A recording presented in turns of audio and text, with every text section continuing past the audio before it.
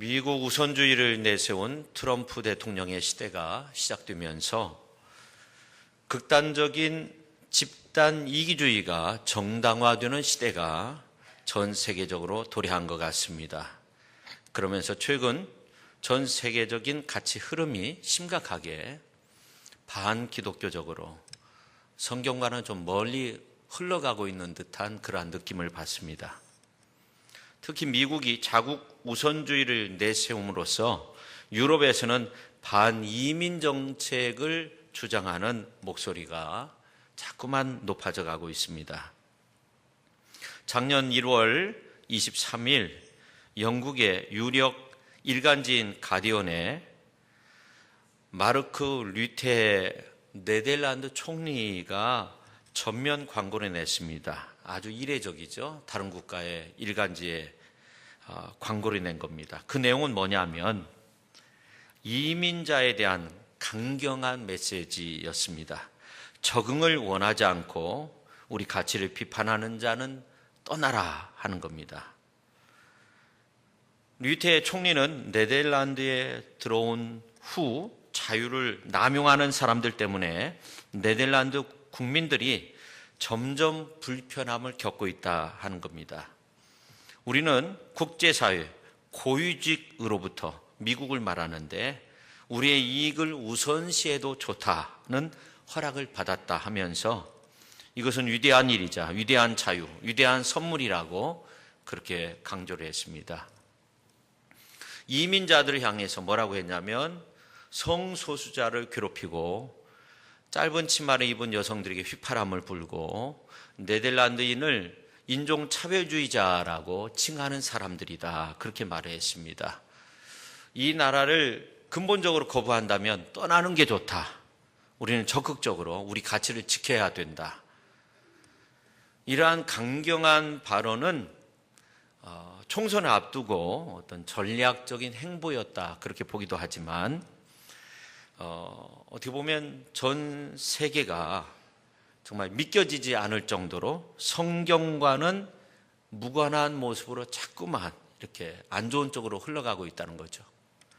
성경에 보면 나그네를 대접하라 그렇게 말하고 있는데 네덜란드, 미국이 기독교 국가인데 특히 미국은 국가 자체가 이민자들이 세운 나라인데도 어떤 사람이 지도자가 되느냐에 따라서 그가 추구하는 성향에 따라 강경하게 다른 동족들을 쫓아내고 비방하고 멸시하고 있습니다.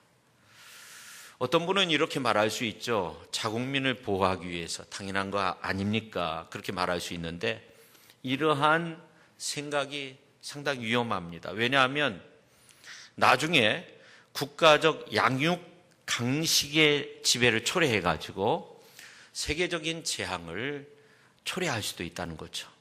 성경에 보면 이스라엘 역사 가운데 왕이나 정치 지도자 혹은 백성들이 잘못된 길로 가면 하나님께서 얼마나 무섭게 책망하셨는지 온역이 돌기도 하고 기근이 심해지기도 하고 그래서 기하에 허덕여서 많은 사람들이 죽기도 했습니다. 지금 세상에 얼마나 심각하게 하나님의 심판을 자초하는 그러한 쪽으로 흘러가고 있는지 모릅니다. 그런 의미로서 우리는 세상이 흘러가는 대로 결국 따라갈 수밖에 없는 그러한 존재이기도 합니다만 이 언어가 생명을 잉태하기 위해서 생명을 걸고 흘러가는 물을 역으로 헤엄쳐 올라가듯 세상과 버타며 사는 우리들이 이 세상에 생명을 주기 위해서 힘차게 발걸음을 내디딜 수 있어야 됩니다. 론 세버린이 그런 믿음의 사람이었습니다. 그가 다우니 교회 오르가니스트로 봉사하고 있을 때 가끔 이제 주류 상회를 지날 때가 있었는데 그 딩구는 맥주 캔을 본 겁니다. 지금에야 이제 간단하게 이렇게 나오지만 예전에는 그 캔이 상당히 두꺼웠다고 합니다. 그래서 아깝기도 하고 볼품 사납기도 하고 그래서 주인을 만나가지고 자기가 그것을 다 치워주겠다고 그렇게 말을 하니까 너무나 감사하다고 그래서 그것을 가져다가 손질하기 시작했어요. 뚜껑 위와 아래를 모조리 따내고 깨끗하게 소독하고 그 다음에 긴 파이프가 되도록 납땜을 한 거예요. 그래서 어떤 건 짧게 만들고 어떤 건 길게 만들고 그래가지고 파이프 주둥이 부분을 또 만들어 달고, 그래서 파이프 길이를 달리해가지고 프룻 소리, 비올라 소리를 내게 하는데 얼마 시간이 걸리지 않았어요. 근데 리드의 음을 내는 데는 상당한 어려움이 있어서 3년 정도 걸렸다고 합니다. 결국 이렇게 해서 탄생한 것이 신의 소리를 낸다고 일컬어지는 파이프 오르간이 되었다고 합니다. 여러분 생각해 보면 참 신기하죠. 인간의 정신을 혼미하게 할 수도 있고 또 실수하게 하고, 이런 어떤 술이 담겼던 그릇이 한 예술가의 신앙심에 의해서 인류 역사상 가장 아름다운 고상한 악기로 하나님을 찬양하고 하나님을 경배하는 그러한 도구가 되었다는 겁니다. 다우니 교회의 반주자의 신앙적 고민이 세상에 가장 아름다운 소리를 내는 악기를 만들어낸 겁니다. 저는 예수님이 십자가에 달리신 그 모습이 바로 그 모습, 그 다우니의 그 반주자의 모습과 비교될 수 있다고 생각합니다. 우리 예수님께서 십자가 위에 달리심으로 세상에서 가장 잔인한 사형 도구가 놀랍게도 인류 구원의 상징이 되었습니다. 그뿐만 아니라 십자가의 구원을 통해서 인류가 화평을 누리게 되었고 하나님의 나라가 이 땅 위에 임하는 가장 위대한 상징이 되었습니다. 예수님이 십자가상에서 들려주신 7마디의 말을 통해서 가장 악에 바친 절규, 신음소리, 절망의 소리가 구원의 복된 소리로 바뀌어진 거 아닙니까? 예수님이 십자가상에서 7마디의 말씀을 하셨어요. 첫 번째 말씀, 아버지여 저희를 사하여 주옵소서. 그 다음에 두 번째, 내가 진실로 내게 이르노니 오늘 내가 나와 함께 낙원에 있으리라. 그 다음에 세 번째, 여자여 보소서 아들입니다. 보라 내 어미라. 엘리엘리 나마 사막다니, 내가 목마르다 다 이루었다. 내 영혼을 아버지 손에 부탁하나이다. 저는 오늘 이제 본문 말씀을 통해 예수님이 지신 십자가가 얼마나 놀라운 기적을, 구원의 은혜를 우리에게 보여주고 있는지 우리가 함께 은혜 받는 시간이 되었으면 좋겠어요. 왜 예수님이 십자가에 달리셔야 했을까요? 그리고 예수님이 우리에게 어떤 것을 이루셨기에 예수님이 십자가상에서 마지막으로 테텔레스타이, 다 이루었다, 다 지불했다, 그런 말씀을 하셨을까요? 복음서 기자마다 좀 차이가 있는데 이제 맨 마지막에 다 이루었다는 말씀을 하신 것으로 나오는 복음서도 있어요. 그 다음에 이제 또 아버지의 내 영혼을 아버지께 의탁합니다. 이제 그런 내용들이 포함된 복음서도 있지만 약간 차이가 있죠. 근데 오늘 이제 요한 기자는요, 요한복음서 19장 19절에서 22절에 있는 말씀을 통해서 빌라도가 예수님의 십자가에 못 박으면서 히브리 말, 로마, 헬라어로 나사렛 예수 유대인의 왕이라는 패를 대제사장들이 와가지고 빌라도에게 자칭이라는 말을 써넣으라 할 때 빌라도는 내가 쓸 것을 썼다 하면서 나사렛 예수가 십자가에 못 박혀 죽은 사건을 왕으로서, 유대인의 왕으로서 십자가에 죽었다는 이 사실을 강조하고 있는 그 내용을 요한복음서에 기록하면서 그것을 강조하고 있는 이유가 과연 무엇이냐 하는 거죠. 그것을 한번 생각해 보면서 우리가 함께 은혜를 나누고자 합니다. 오늘 이제 본문에 보면 그런 내용들이 나와 있어요. 오늘 이제 19절에서 22절에 보면 나와 있습니다. 그러면 예수님은 과연 어떤 모습의 왕이 되셨을까요? 첫째, 거부된, 왕권이 거부된 왕이라는 거예요. 앞에서 살펴본 바와 같이 이제 19절에서 22절에 있는 말씀을 보면 예수님의 십자가 위에 못 박혔을 때 빌라도가 왠지 모르게 군인들, 병사들한테 특별한 글을 써가지고 그 십자가 위에 써서 붙이도록 했어요. 패를 붙이도록 했어요. 나사렛 예수 유대인의 왕, 히브리 말, 로마, 헬라 말로 기록하였습니다. 왜 여러 나라 말로 나사렛 예수 유대인의 왕이라고 썼을까요? 아마 이 총독 빌라도가 여러 나라 사람들에게 알리고 싶은 그런 많이 있었기 때문이 아닌가 생각됩니다. 십자가에 못 박힌 나사렛 예수가 유대인의 왕이라는 것이죠. 굳이 빌라도가 세계 민족의 언어로 이렇게까지 쓴 것은 이 표현 속에 유대인들을 역사 가운데서 고발하고 있는 것입니다. 그리고 유대인들을 향해서 비난하고 있는 겁니다. 유대인들아, 왜 죄없고 거룩한 이 사람을 기어이 죽이려 하느냐 하는 거죠. 너희들은 같은 동족인 거룩한 스승을 십자가에 못 박은 자들로서 비난을 받는 거 마땅하다 하는 겁니다. 내가 볼 때 유대인 너희들의 왕을 십자가에 못 박았다 하는 겁니다. 그러나 이 빌라도의 내면에 더 큰 문제가 있었는데 그것은 뭐냐면 짧은 시간이지만 예수님을 신문하는 그런 과정 속에서 하나님의 아들로서 왕적인 권위를 느껴지게 됐어요. 그래서 자신의 내면 속에 있는 외침을 애써 지우기 위해서 십자가의 형틀에 나의 왕이 아니라 너희의 왕이다. 나의 왕이 아니라 이건 유대인의 왕이다. 그렇게 써붙인 겁니다. 근데 놀라운 것은 교회에 나오는 많은 크리스찬들, 많은 분들이 빌라도 증후군에 시달리고 있는지도 몰라요. 예수님이 죄 없는 분이 되십니다. 예수님이 메시아가 되십니다. 예수님이 구세주가 되십니다. 이것은 잘 알아요. 근데 예수님은 나의 주로, 나의 하나님으로, 나의 왕으로 그렇게 섬기지 못하고 있습니다. 난 로마의 총독처럼 여기에 있고 내 권한은 여기에 다 가지고 있고, 하지만 예수는 너희의 왕이라는 거죠. 왜 너희들은 너희 왕을 그런 식으로 대우하느냐? 이것이 바른 신앙인의 모습이냐 하는 거죠. 이것이 바른 백성들의 태도냐 하는 거예요. 나는 여기에 있고 다른 사람을 향해서 얼마나 많은 크리스찬들이 예수님을 나의 왕으로 고백하지 않고 늘 남의 왕인 거예요. 늘 남의 하나님인 거예요. 너무나 많은 측분자들이, 너무나 많은 크리스찬들이 그렇게 지냅니다. 그러면서 다른 사람의 잘못된 신앙의 모습을 지적하고 비난하면서 예수님을 나의 왕으로, 나의 주로, 내 삶의 주권자로 그렇게 인정하지 않습니다. 오늘 우리는 예수 그리스도를 나의 왕으로, 나의 주로 그렇게 고백할 수 있어야 됩니다. 그런데 예수님을 나의 왕으로 고백하지 않는 신앙인보다 더 큰 문제를 가지고 있는 사람들이 있었는데, 오늘 이제 21절, 22절에 나와요. 대제사장들을 이었습니다.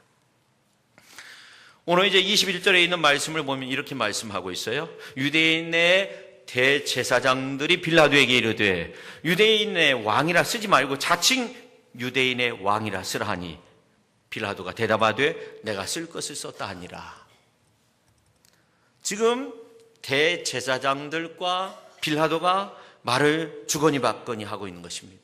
빌라도가 나사렛 예수 유대인의 왕이라고 그렇게 써붙이니까 대제사장들이 와가지고 아니다, 우리들의 왕이 아니다, 우리가 인정한 바가 없다, 자칭 왕이다. 그러니까 빌라도가 다시금 아니다, 내가 쓸 바를 썼다, 옥신각신 하는데, 우리가 테니스를 이렇게 치다가 보면 어때요? 공이 왔다 갔다 하는 것처럼 예수님이 이리 치이고 저리 치이고 어느 누구에게도 왕으로서 인정받지 못하는 이러한 모습을 보게 됩니다. 십자가 위에 왕이라는 것이 그런 거 아닙니까? 십자가에 매달아 놓고 네가 왕이냐? 네가 자칭 왕이지, 그렇지 않느냐 하는 겁니다. 지금 너무나 많은 크리스찬들이 똑같은 모습 속에서 지내고 있습니다. 대제사장은 어떤 사람입니까? 제사를 집례하는 사람이에요. 이 제사장이 하는 일, 짐승을 잡아가지고 희생의 피를 뿌리고 백성들의 죄를 사함받는 그런 종교적인 행위가 의미하는 것이 무엇입니까? 예수 그리스도의 구속, 죄 사함, 구원의 모습을 드러내주는 일입니다. 하나님의 아들을 위한 나의 역할을 지금 모르고 있는 거죠. 오늘날에도 예수 그리스도의 향기가 되어야 할 우리가 악취를 풍기는 그런 모습을 지니고 있는지 모릅니다. 여러분 한번 생각해 보세요.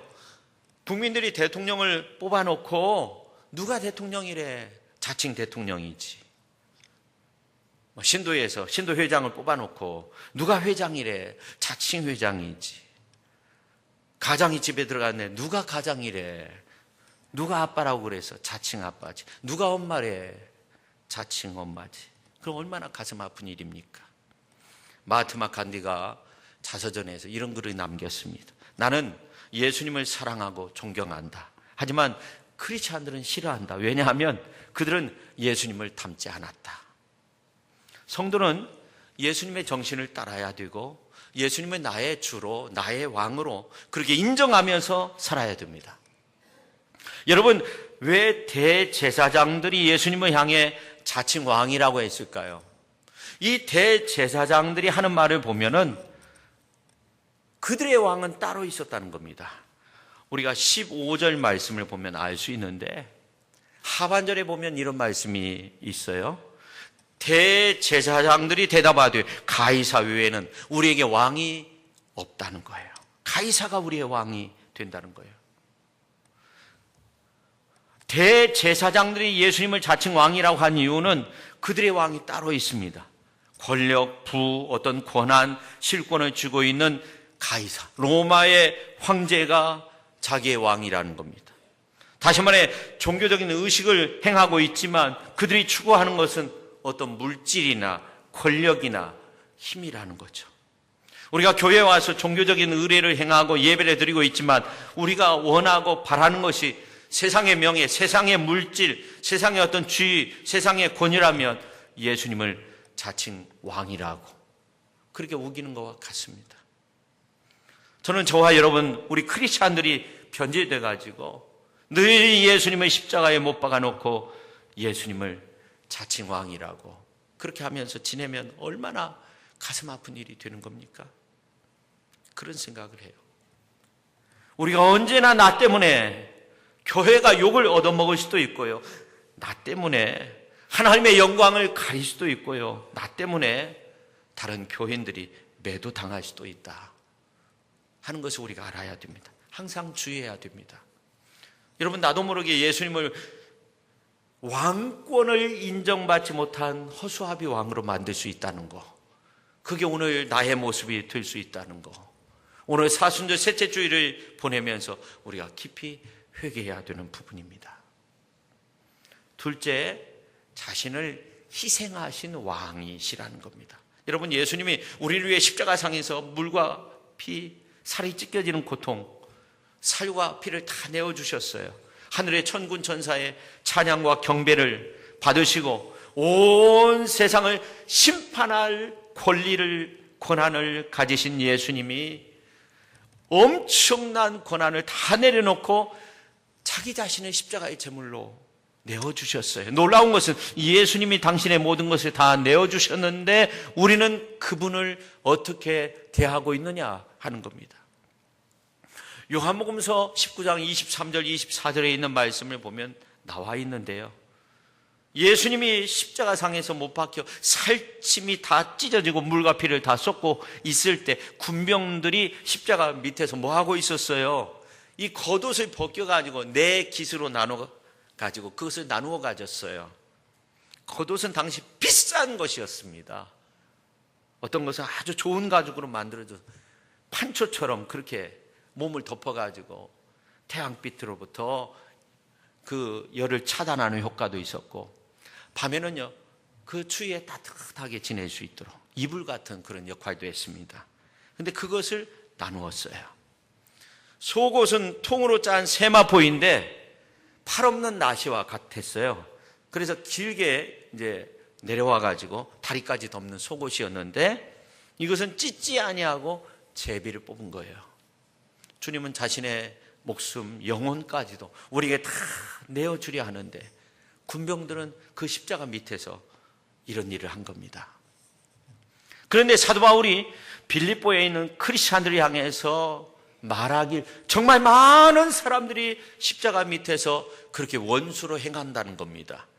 빌립보서 3장 17절 18절 말씀을 보면 나와 있는데 그중에 18절에 있는 말씀을 보면 내가 여러 번 너희에게 말하였거니와 이제도 눈물을 흘리며 말하노니 여러 사람들이 그리스도의 십자가의 원수로 행하느니라. 그렇게 말씀하고 있어요. 십자가의 원수로 행하고 있다는 겁니다. 제가 서두에서 말씀드렸지만 세상이 그렇게 흘러가고 있어요. 도대체 우리의 왕은 어디에 있습니까? 오늘 현대인들의 모습 속에서, 아니 우리 크리스찬들의 모습 속에서, 저와 여러분의 모습 속에서 이미 거절당한 왕이 되시진 않았습니까? 여러분은 예수님이 진정한 자신의 왕이라고 그렇게 내가 고백할 수 있습니까?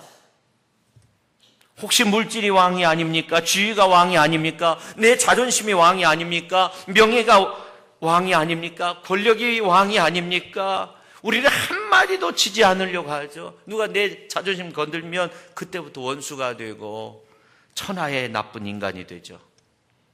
내가 자칭 유대인의 왕이 된 건 아닙니까? 그러므로서 예수님까지 그렇게 취급하고 있는 것은 아닙니까? 여러분, 예수님이 이 땅에 오시기 1000년 전에 다윗이 시를 썼는데 자신과 전혀 관계없는 시를 쓴 적이 있어요. 시편 22편 18절에 나오는데 그 말씀의 내용이 그대로 이루어졌다고 오늘 24절에서 말씀하고 있어요.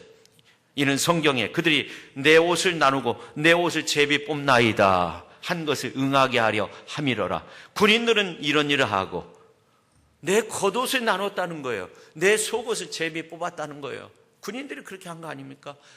십자가 밑에서 그렇게 한 거예요. 예수님이 오기 1000년 전에 이미 예언된 말씀입니다. 그런데 그대로 예수님 십자가 앞에서 이루어진 이유가 뭘까요? 하나님은 십자가에 달리신 예수님의 겉옷이 나누어지고 속옷이 제비 뽑히는 일들을 통해서 우리의 죄악된 모습을 드러내주고 있는 겁니다. 그게 너희의 실상이라는 거죠. 근데 거기에 그치지 않고 우리의 부끄러운 것을 가리기 위해서 독생자 예수님을 우리들의 영원한 의의 옷으로 보내주셨다는 겁니다. 그래서 사도 바울은 갈라디아서 3장 27절을 통해서 그리스도로 옷 입으라 말씀했습니다. 우리가 같이 한번 갈라디아서 3장 27절 읽도록 하겠습니다. 누구든지 그리스도와 합하기 위하여 세례를 받는 자는 그리스도로 옷 입었느니라. 아멘. 여러분 신앙생활 한 지 오래됐는데 아직 세례를 받지 못한 분이 계시면 이번에 꼭 세례 받으십시오. 누구든지 그리스도와 합하기 위해서 세례를 받는 자는 무엇으로 옷 입었다고요? 그리스도로, 예수 그리스도로 옷 입었다는 겁니다. 우리는 추하고 부끄러운 우리의 죄악을 가리기 위해서 그리스도로 옷 입어야 됩니다. 최초 인간이 범죄하고 나서 부끄럽고 벌거벗은 것을 알고 무화과 나무 잎으로 가렸지만 감출 길이 없어요. 다 시들어버렸어요. 그래서 하나님의 아담과 하와를 위해서 가죽 옷을 지어서 입혔습니다.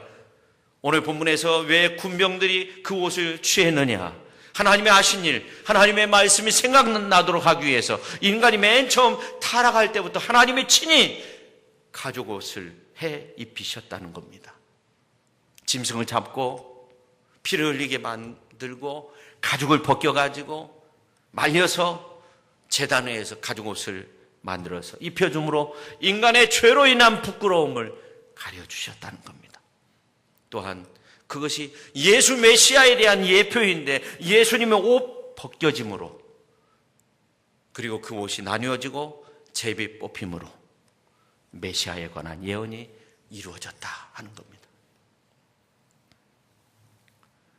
이 말을 아주 적나라하게 말씀드리면 하나님은 하나밖에 없으신 독생자인 예수님을 벌거벗긴 채 십자가에 우리 대신 못 박아서 물과 피를 다 흘려 죽게 만듦으로 우리의 죄와 허물을 예수 그리스도의 옷으로 가려주셔서 우리가 하나님의 은혜로 살게 만드셨습니다. 그래서 우리는 십자가의 앞에 군병과 같은 그런 일을 해서는 안 됩니다. 여러분 오늘 교회 창립주일인데 교회도 강단 앞에 십자가가 있지 않습니까? 주님을 못 받거나 또 주님의 겉옷을 찢고 속옷을 제비 뽑는 그런 일을 해서는 안 되죠. 어찌 보면 주님은 오늘 현대 교회를 향해서 메시지를 던지고 있는지 모릅니다. 우리는 언제나 예수 그리스도로 부끄러움을 가려주고 죄를 덮어주는 그런 역할을 우리가 감당해야 됩니다. 주님이 십자가 상에서 우리의 죄를 덮어주시고 가려주셨던 것처럼 우리가 그렇게 살아야 됩니다. 정말 주의해야 됩니다. 여러분, 예수님이 십자가에 못 박힐 때 두 행악자도 함께 못 박혔어요. 오늘 이제 18절에 있는 말씀을 보면 다른 두 사람이라고 그렇게 말씀하고 있는데, 누가복음서 23장에 있는 말씀을 보면 행악자라고 그렇게 말씀하고 있어요. 죄인과 함께 십자가에 못 박혔다 하는 것입니다. 아마 빌라도의 의도는 예수님을 못 박을 때 다른 죄수들과 함께 못 박으면서 죄인 중에 한 명이 못 박혔다, 그렇게 표시하고 싶었을 것입니다. 세상이 그런 거예요. 예수님도 그런 부류 중에 하나라는 거죠. 우리 크리스찬들도 그렇다는 겁니다. 우리 크리스찬들 좋은 일 많이 합니다. 그러나 세상은 우리 크리스찬들을 향해서 지탄의 화살을 계속적으로 쏘고 있습니다. 그렇지만 우리는 어떻게 해야 됩니까? 주님의 모습처럼 묵묵히 고난의 그 십자가의 길을 가야 됩니다. 사도 베드로는 이런 말을 했습니다. 베드로전서 2장 19절에 21절에 있는 말씀을 세번역 성경으로 보면, 억울하게 고난을 당하여도 하나님을 생각하면서 괴로움을 참으면 그것은 아름다운 일입니다. 죄를 짓고 매 맞으면서 참으면 그것이 무슨 자랑이 되겠습니까? 그러나 선을 행하다가 고난을 당하면서 참으면 그것은 하나님께서 보시기에 아름다운 일입니다. 선을 행하다가 고난을 당했어요. 그것을 참으면 하나님 보시기에 아름다운 일이라는 겁니다. 그것을 위해서 여러분이 부름을 받았고, 그것을 위해서 그리스도께서 본을 보이시고 그 발자취를 따라가도록 하셨다는 겁니다. 우리가 주의 일을 하거나 주의 영광을 살고자 할 때 이런 일들이 많이 있어요. 주의 일을 하다가 보면 이런 일들이 많이 있어요. 그것을 우리가 어떻게 다 설명할 수 있겠어요? 그저 주님이 십자가를 지셨던 그 모습으로 묵묵히 그 사명의 길을 우리가 걷는 겁니다. 세상에서도 마찬가지입니다. 여러분, 세상에서 살면서 배신당했습니까? 억울한 누명을 쓰고 있습니까? 여러분, 죽음의 골짜기로 다니는 것처럼 그렇게 어둠 속에 있습니까? 여러분, 이 사실을 잊지 마세요. 우리가 당하는 고난의 현장에 주님이 함께 하시고, 더 나아가 우리의 고난을 주님이 다 아신다는 겁니다. 사실 예수님이 배신당했습니다. 예수님이 누명 쓰셨습니다. 예수님이 온몸에 채찍에 맞으면 우리를 낫게 하셨습니다. 예수님과 비슷한 삶을 살았던 사람 가운데 구약에 보면 요셉이 있는데, 창세기 39장 21절에 보면 요셉에 대해서 이런 말을 합니다. 우리가 같이 한번 읽도록 하겠습니다. 여호와께서 요셉과 함께 하시고 그의 인자를 더하사 간수장이 은혜를 받게 하시매. 요셉이 지금 어디에 있는 겁니까? 감옥 속에 갇혀 있어요. 감옥 안에 있는 요셉과 하나님과의 관계는 어떻습니까? 하나님께서 요셉에게 찾아오셔서 요셉과 함께 하고 있어요. 하나님이 지금 어디에 들어와 계세요? 감옥 속에 요셉과 함께 있는 겁니다. 우리는 때로 감옥 안에 갇혀 있는 것 같은 절망적인 상황, 누명을 쓴 상황에서 하나님이 나를 버리셨기 때문에 내가 이러한 일을 당한다고 생각하지만 하나님은 아니라는 겁니다. 내가 너와 함께 그곳에 있었다는 겁니다. 내가 너와 동행하고 있다는 겁니다. 그래서 어떻게 해요? 간수장까지 은혜를 받게 해요. 여호와께서 요셉과 함께 하시고 그에게 인자를 더하사 간수장에게 은혜를 받게 했다고 말씀하고 있어요. 여러분, 죄 없는 그분이 우리와 똑같은 고난을 겪고 시험을 겪고 우리를 이해하고 있다는 이 사실을 우리가 분명히 알아야 됩니다. 여러분, 이 사순절 기간에 우리 모두가 주님 앞에서 바로 설 수 있기를 예수님의 이름으로 축원합니다. 이제 다시 한번 결단해야 됩니다. 우리가 진실한 신앙인이 되어야 하는 겁니다. 이제 십자가에 달리신 예수님이 유대인의 왕이다, 자칭 왕이다 라고 어찌 그렇게 말할 수 있겠습니까? 십자가에 달리신 예수님은 나의 주가 되시고 나의 하나님이 되시고 나의 왕이 되시는 겁니다. 어느 한 선교사가 오지에서 복음을 전하게 됐어요. 처음으로 복음을 전하게 됐어요. 원주민들이 몰려와가지고 쭉 앉아서 복음을 듣게 되는데 맨 앞에 누가 있냐면 주장이 있는 거예요. 선교사님이 주의 복음을 전하는데 처음 듣는 이야기라 원주민들이 눈이 그냥 동그란해가지고 초롱초롱하게 열심히 듣고 있는 거예요. 선교사가 예수 그리스도의 십자가의 사건을 쭉 이야기합니다. 그리고 그 사건에 대해서 이야기할 때 더욱 간절하게 복음을 전하고 있는데 갑자기 추장이 그 자리에서 벌떡 일어나면서 다급하게 소리를 지릅니다. 그만두세요. 그만두세요. 예수님의 십자가에 그곳에서 내려오게 하세요. 거기서 죽어야 할 자는 바로 나입니다. 내가 못 박혀야 합니다. 그리고 예수님을 영접하고요, 일평생 예수님을 믿는 믿음 안에서 살았다고 합니다. 진정 예수님을 내 인생의 왕으로, 진정한 왕으로, 진정한 주로 그렇게 섬겼다는 것입니다. 이제 주님의 주권을 우리의 삶 속에서 다시 회복시켜 드려야 합니다. 할렐루야. 이 사순절 기간에 저와 여러분의 삶 속에서 주님의 이름이 더 높여지고 주님을 영화롭게 할 수 있는, 주님 앞에 영광을 올려드릴 수 있는 그러한 훌륭한 믿음의 삶을 살아가실 수 있기를 예수님의 이름으로 축원합니다. 우리가 함께 기도할 때 하나님 아버지, 이 세상의 풍조 흐름이 어떻게 보면 하나님과 먼 곳으로 가고 있는지도 모릅니다. 예수님을 나의 주로, 나의 왕으로, 나의 주 하나님으로 섬기지 못하고 살 때가 너무나도 많이 있었습니다. 때로는 내가 내 삶의 주가 되고 왕이 되고 하나님을 멀리하고 예수님을 멀리했던 우리의 모습, 하나님 용서해 주옵소서. 우리가 함께 기도하도록 합니다. 하나님 아버지, 이 세상의 흐름 속에 우리가 놓여져 있는데 하나님, 우리의 모습을 볼 때 과연 예수님을 내 삶의 주로, 주 예수를 믿으라 그리하면 너와 내 집이 구원을 받는다고 하였는데 내 삶의 주로 모시고 살아왔는지 생각해 볼 때 우리는 십자가 앞에 군병들과 같이 그렇게 지냈던 우리의 모습은 아니었습니까? 하나님 아버지, 우리를 용서하여 주옵소서. 주님을 옷 벗기고 주님의 십자가에 매달고 주님을 십자가에 못 박았던 우리의 모습, 아버지 하나님이여, 우리가 주님의 영광을 드러내지 못했던 우리의 모습 하나님 용서하여 주시고, 하나님 이 시간을 통해서 우리가 다시금 새롭게 결단하고 이 사순절에 정말 주님을 높여드리며 주 앞에 영광 올려드리며 주님은 나의 왕, 나의 주로 섬기고 모시고 살아갈 수 있는 저희들 되게 하시옵소서.